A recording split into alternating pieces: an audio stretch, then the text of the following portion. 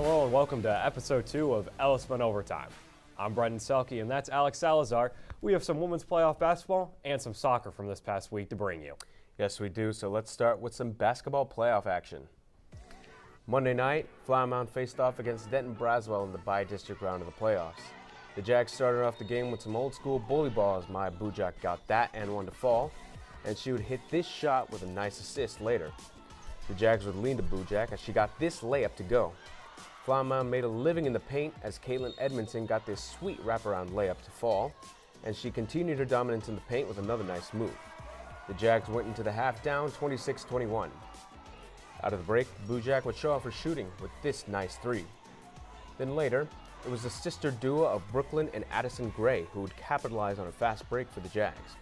However, it would be Denton Braswell that would hang on in the end as the Bengals went on to win 64-51. They will face South Grand Prairie in the next round.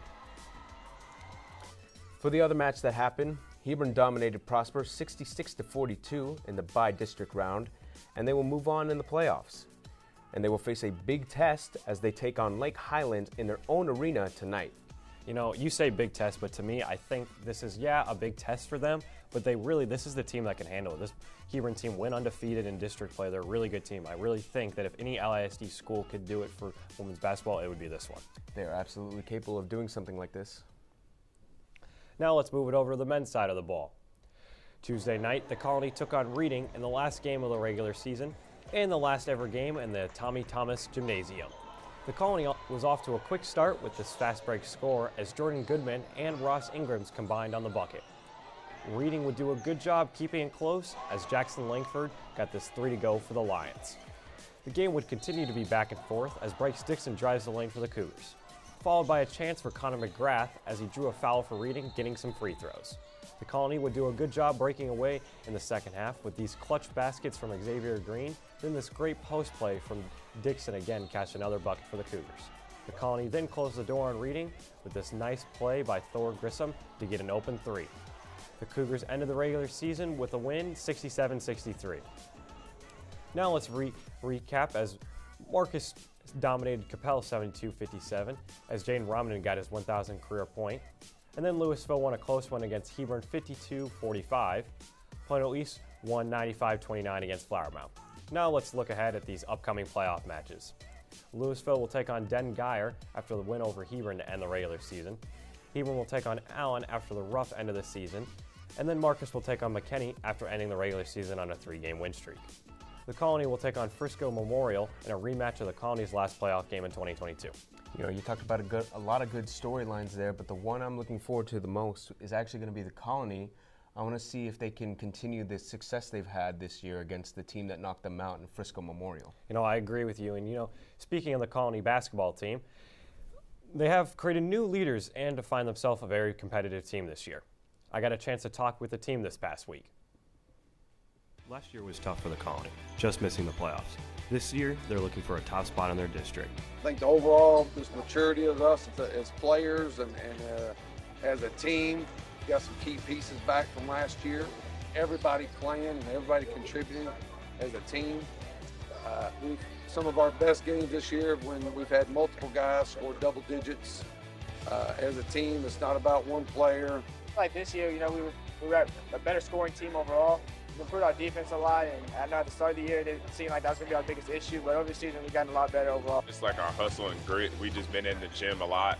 Everybody just getting up shots, whether it's the bench, the second group, or the starting group. We're all just getting work, just trying to improve from last year and be better. The young players have really stepped up this season, filling up a much-needed void. Of course, they're older, more mature, they're better players, they're better leaders. 30 games under the belt to grow up, and you know, it's shown on the court this year. I've been a lot more vocal, talking offensively, defensively, and helping lead, making sure everyone's, you know, their head straight and stay focused on the game. And as a team, we're just doing better. I've improved my handle and my ability to rebound and defensively better. Worked on shooting a lot. Coming in, my shooting wasn't as good as it is now. Coach Ryan, Coach Jay really helped out with that a lot. Coach Ryan and the team are excited for the playoffs, but they know there's work to be done. They've been a joy to coach because they play as a team. When they do play as a team, they have fun. They have a great time in the locker room. They have a great time team dinners. Everybody wants to be, in the playoffs, and you want to be playing your best basketball this time of year. We're excited about our opportunities. I'm proud of the success we've had. Playoffs has always been a goal. We fell short last year, but we're there this year. Hopefully, we make a deep run. That last year missing it, and I saw a couple games, so it looked fun last year in the playoffs. So just being able to get in the playoffs this year, it's going to be a fun experience. Just carry the legacy of the Colony on. Even though we're a young team, we like to compete a lot, so it kind of feels great to be part of that. Just knowing everybody's there for you, being able to compete. Reporting for LSMN Overtime, I'm Brendan Selke. Let's move over to some soccer highlights now. Louisville traveled to Hebron to take on the Lady Hawks, who are hosting their senior night. The first goal of the night was in the 12th minute by senior Tati Diaz from 5 yards out. Then, Louisville tied it on a penalty kick by Mia Martinez in the 26th minute. Despite some quality save by the Louisville keeper, like this one on a shot, Hebron found their stride, with senior night turning into a showcase for the underclassmen as sophomore Jordan Hill scored this beautifully executed goal in the 34th minute, and fellow sophomore Leah Simpson and Hill both scored in the 36th minute. The Lady Hawks went into halftime with a 4-1 lead over the Farmers, and as the final seconds ticked down, Hebron ended up beating Louisville 8-2, with 6 Hebron players scoring, including a hat trick by Hill. Now let's recap some of the scores that happened. Wakeland beat the Colony 2-0, Flower Mound demolished Plano West 6-0, and Marcus took down Plano East with ease, winning 7-0. Now let's preview some of the upcoming matches. Marcus will travel to face off first-place rival Hebron. Hebron won the last match 3-2. The Flower Mound Jaguars will host the Louisville Fighting Farmers, and the Colony Cougars look to improve their impressive season as they host Turner. The one that stands out to me is Marcus and Hebron. Those are two very good girls soccer teams for them.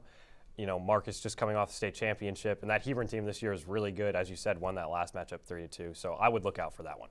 It's always a great match when these two face off against each other. Marcus girls soccer has flipped the switch on their rough start to the year, as this week's spotlight has led the way. This week's spotlight goes out to Maddie Patterson, a girls soccer player from Marcus. Over the past week, Maddie had 7 goals and 3 assists, including 2 hat tricks in the last 2 games. This big leg of Patterson has helped push Marcus to 4-0 in that span after an 0-2-1 start to district play.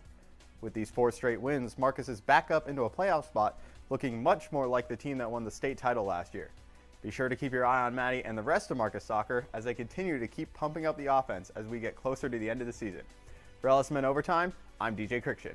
Now back over to you guys at the desk. Let's move over to the men's side for soccer Tuesday night. Marcus took on Plano East as the Marauders looked for their fourth straight win. The game started out quick for Marcus, as 5 minutes in, Aiden Henley got the game's first goal with this soaring strike. Then shortly after, this pass by Plano East keeper Anderson Gramaggio led to an easy goal for Marcus forward Cale Glover. To end a trio of first half goals, Glover set up John Carlos Joa beautifully as he finished it off with this volley. Going into the second half, Marcus added yet another goal with this perfect play to give Glover his second goal of the night, extending the lead to 4-0.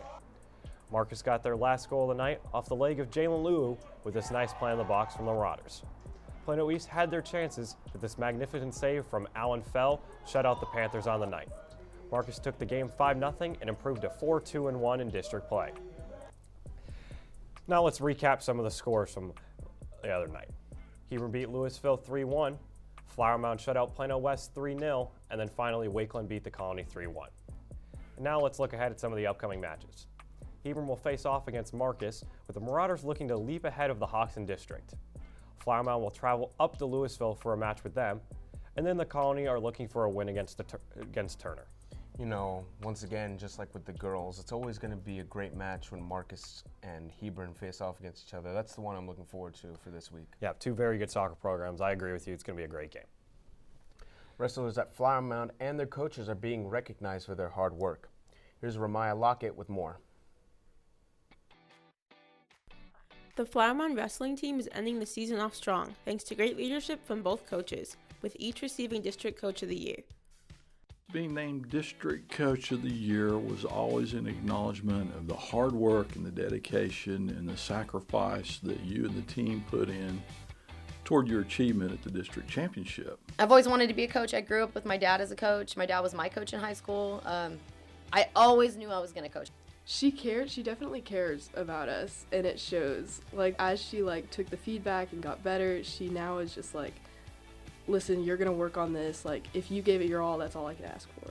She helps me stay in the right headspace, which some coaches, they're more, they would get more angry and try to get you to get mad, but she keeps me calm and collected, which helps me focus a lot more. I honestly think my coach is the best coach. I've gone through a bunch of different coaches, not here, but at club, and her way of coaching, the way she has us, and she's super strict, but I realize I love it, and it's gonna help me in the future. I also have opportunities to create relationships with students that go much deeper than some of the relationships I've had in athletes of other sports, just because of the amount of time and the individual attention that every kid gets. Whenever I need help or anything, I'll look in his corner and he'll go let me know what to do, what moves work best, what's the best thing to do in this position or anything. He knows what he's doing, and he's got all the right things to get us to state. Flower Mound led LAST schools in wrestlers qualifying, but some of these wrestlers aren't satisfied yet. I made it to regionals, but it's not what I want yet. It's just the next step. I want to be able to be a state champion, so I got to at least make it a state. Last year I got third at regionals, so I was kind of an upset for me. So this year, I kind of proved myself I deserve to be at regionals this year because I got first at districts, and now I'm going to regionals, so I kind of got to prove myself that I deserve to be there. So far, we've had a wrestler every year go to regionals since I've been here, but this has definitely got to be one of the most that we've had that are actually in contention for some placement medals. So it's a good feeling, but we're not done yet, so I'm not trying to get our hopes too high. To these wrestlers, wrestling is more than just a sport. It's a way to learn to keep a healthy mindset. Definitely hard to keep a positive attitude, but just remembering why I love wrestling, it just it puts me in that headspace of oh, I actually do like this sport. When it comes to our sport, there's just so much more than the technique. You have to have the conditioning, you have to have the mindset, you have to have the physical strength. It's everything that you have versus everything that somebody else has. I want to instill in my young men that every single day is a battle to become the very best version of themselves. These wrestlers look to perform well at state and beyond. For LSMN Overtime, I'm Ramaya Lockett. Flower Mound had a great showing at the regional meet with all their women and 2 of the 5 men qualifying for state. UIL announced district realignment for all schools in 2024 through 2026.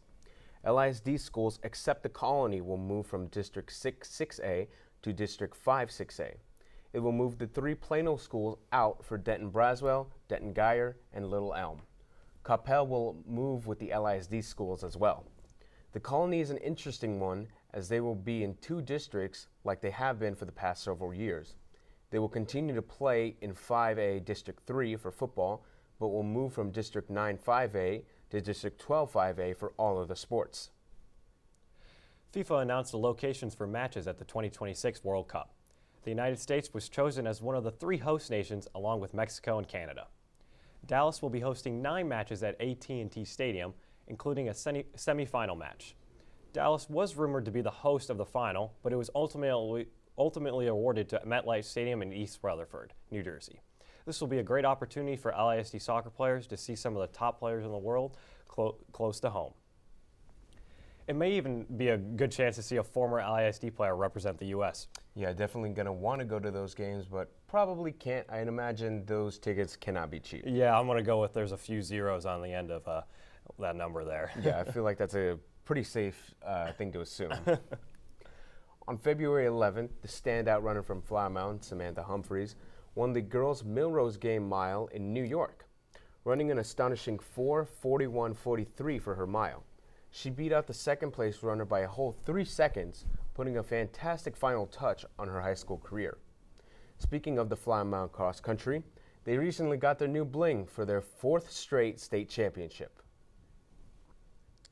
The Region 2 6A Regional Swim Championship took place this past week. Flower LASD had some good showings with Marcus Guy's team placing 4th and the Flower Mound men's taking home 2nd place. The Flower Mound women took home the regional championship, and then look out for LASD to take some gold at the state meet February the 23rd through the 24th in Austin. This week's grad star is Dietrich Wise Jr. Wise was inducted into the Hebron High School Hall of Fame last Friday. The 2012 graduate was a standout linebacker for the Hawks. During Wise's senior season, he recorded 113 tackles, including 12 for a loss, with 10 sacks, while helping Hebron to the state playoffs, where he was named District 8-5A Defensive Player of the Year. Wise was attend the University of Arkansas from 2012 to 2016. After being selected in the 4th round by the New England Patriots in the 2017 NFL Draft, Wise became a cornerstone for the Patriots defense, leading New England to a victory in Super Bowl 53. He was voted to be a captain for the Patriots in 2018 and had a career year in 2022, with a career-high 33 solo tackles and 7.5 sacks. Look out for 2024 to be a big year for Wise, as he will be a free agent in 2025.